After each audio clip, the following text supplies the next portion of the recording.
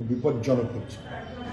গুলি, বোমা, বন্দুক তৃণমূলের নেতাদের সঙ্গে যারা থাকে খোঁজ করলে সবসময় দেখবেন তাদের মধ্যে কার কার সঙ্গে অস্ত্র আছে, বেআইনি অস্ত্র আছে। পুলিশ জানে না, সব জানে পুলিশ সব জেনে ধামাচাপা দেয় যেভাবে, তাতে ভিন রাজ্য থেকে অস্ত্র, খুন, এ প্রত্যেকদিন শুট আউট প্রত্যেকদিন চলছে। আপনি কাকে দোষ দেবেন? মুখ্যমন্ত্রী নিজে জানেন না? ধরুন মুখ্যমন্ত্রী এই মুহূর্তে তার কাছে 24 জন পুলিশ লাগিয়ে দিয়েছেন জেড ক্যাটেগরি। কার কাছে? যাকে মুখ্যমন্ত্রী প্রকাশ্য মিটিংয়ে বললেন ও তো শুধু বোম বাঁধতে জানে, তৃণমূলের নেতা শুধু বোম বাঁধতে জানে। মুখ্যমন্ত্রী পাবলিকলি অ্যাডমিনিস্ট্রেশনের সামনে বললেন, তারপর মুখ্যমন্ত্রী অ্যাডমিনিস্ট্রেশনকে চাপ দিলেন যাতে ওর পিছনে 24 জন পুলিশ লাগিয়ে দেওয়া যায়। 24 জন পুলিশ মানে কত?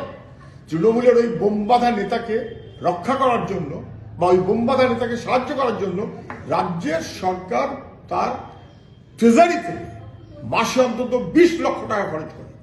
মানে মুখ্যমন্ত্রী অপরাধীদের পাশে, বোম বাঁধা বাহিনীর পাশে। আইন শৃঙ্খলার পশ্চিমবাংলায় নেই, শাসকের আইন।